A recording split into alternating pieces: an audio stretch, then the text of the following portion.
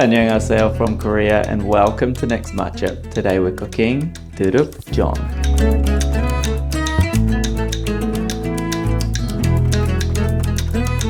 My wife's Korean and I've lived in Korea for nearly half my life, and this year I've discovered this lovely plant. Come here. This is durup, or the Fatsia Sprout.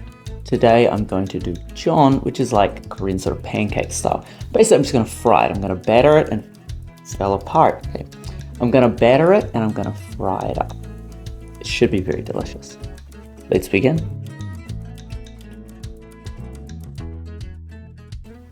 I'll show you how to prepare this because we've got to put in a little bit of work to make this taste delicious. If we just eat this like it is, well, that doesn't look so delicious. One of the first things we're going to have to do is get rid of those thorns as well as slice things up because there's some woodier parts to it. Remember, this grows on a wooden stem, and depending on how you receive it or where you buy it, you'll get a bit of the wood from the stem with it. So make sure you cut that off. Even cut it off a little bit, like from the bottom, from the green part, about 1 centimeter up, because the green part won't cook the same as we're boiling it. And then when you fry it up, you'll find you get this big crunchy part that just doesn't match with the rest of the dish that we're going for. So split it up and then slice it in half. So you can see here, there's that woody part as well as some outer covering. Some of the sort of outer leaves are also a little bit not, the texture's not what we're looking for. So get rid of that as well. And then split it up. So cut it in half and then pull it into pieces. That's about the size we're looking. Look at those two pieces. We're looking for about a size like that. But don't worry if some of the smaller pieces fall off, we can get rid of that. To get rid of these thorns, lightly run your blade over it, just like I'm doing here. That'll get rid of those thorns. And yes, you're going to have to go through each individual piece because some of those thorns are hiding. However, don't worry if you do miss it because the thorns will become very soft when we cook it, but better safe than sorry. Some of these thorns are quite big. Get this in a boiling pot of water and make sure you put the salt in first, not like I did. I'm adding the salt in halfway through. Well, not halfway through, but just after I put the durup in the water. So yeah, look, the salt should go in first. And then you're going to cook it for 45 seconds. This is very fast. We're blanching because later on we're going to fry it anyway. We don't want soggy pieces of our durup. Naturally, when you're blanching, you're taking it straight out of the boiling pot and you're getting it into some cold water as fast as possible. So here we go. Straight in there. Give it a good mix, be very gentle, it'll fall apart, leaves will come off, and you don't want to do that. You don't want as many little smaller pieces coming off. So just gently sort of wash this. Rinse it off, and now we don't need to be gentle because every piece will stick together as we squeeze the water out of it. We need to get all of the water out of this because we are frying it. If you're doing a different dish, you don't need to be as thorough with the rinsing process. So you'll see in my other videos when I do this, I'm not worried about the water as much because I'm going to mix it with the sauce. But in this case, I'm frying it. I want this to be dry. It'll stick with the flour, but I don't want it to be a mess. I don't want it to be too sticky. Oh, see, look, I found some thorns. So they're actually really soft, but I can just remove them now. I'm laying these out like this because it'll make it a lot easier for me to prepare it, keep everything facing the same way. Towel over the top because once again we want it as dry as possible.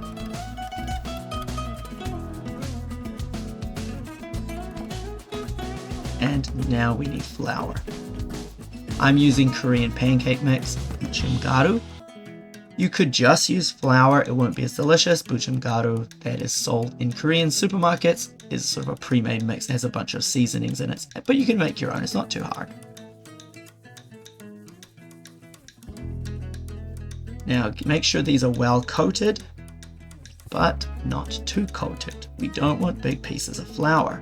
So once you do get it done, sort of give them a shake off and make sure all the excess flour is falling off. It should be covered, like completely covered, but not with big pieces. To help with this process, I just lay it out on a board. I find that's the easiest way. And once again, I want to keep everything facing the same way so that it's easy when I'm frying it. We'll need our egg wash. So I'm going to use 2 eggs. You can always use more, you just might have extra egg left over. It depends how much durup you have. Oil in the pan. And we're going to fry it. Now this is an intensive process because we're going piece by piece. Slower the better. If you want to do it, you know, you can just put a bunch in at once. I mean, it'll work, but they might stick together. Whereas if you want to do it properly, you really want each individual piece to have its own, I don't know, its own space on the pan like I'm doing here. I'm not doing it perfectly, keep in mind. But this is about as good as I'm going to get with all the pieces that I'm going to do. So, like, you can sort of see how they're moving in the pan. They're frying up nicely and they're not stuck together yet. But that's about as many as I could fit in my pan without overcrowding the pan.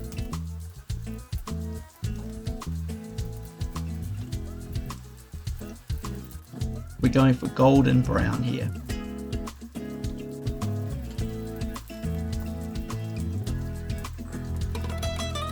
There we go, and once both sides have sort of got that beautiful golden brown color that I'm looking for right there, I can take them out.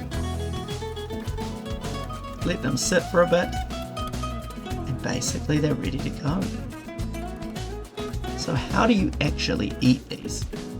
Well, there's a few different ways. You can make your own sauce, of course. You could use a soy sauce based sauce. However, I like to use chogochujang. This is gochujang red pepper paste that has a little bit of vinegar in it. I mean, you could just make your own, of course, but you can actually buy this at a Korean supermarket.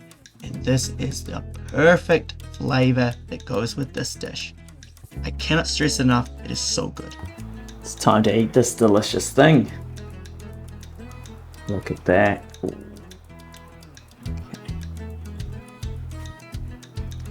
So let's see what it's like without the sauce.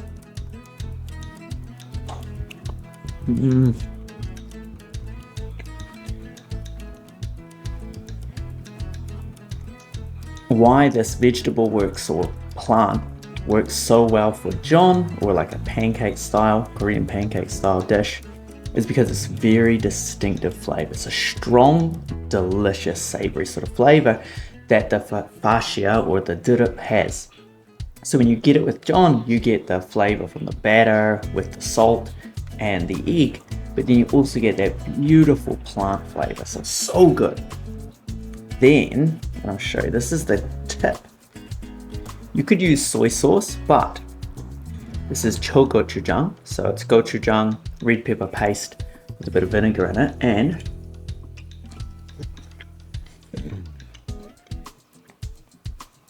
it is so good with this. The red pepper and vinegar really matches well with the Fatsia or the Dureup. And that's just a game changer. I always say game changer, but that just makes it perfect.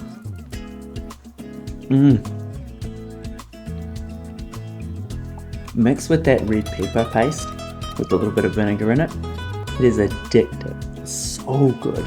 And you just want a little bit, just a little bit on there. It's better than ketchup. This is the way to do it. I love this dish and I love this. So I'm gonna eat this. I hope you enjoyed the video. Give it a chance if you have any of this Dureup growing in your area, or you can buy it at a store. It is very spring related. It's hard to get outside of spring in Korea, and it's very expensive when it's not spring. So I don't cook this often, but I always make sure to cook it in spring. So I look forward to next spring and cooking it again. See ya! 안녕히 계세요.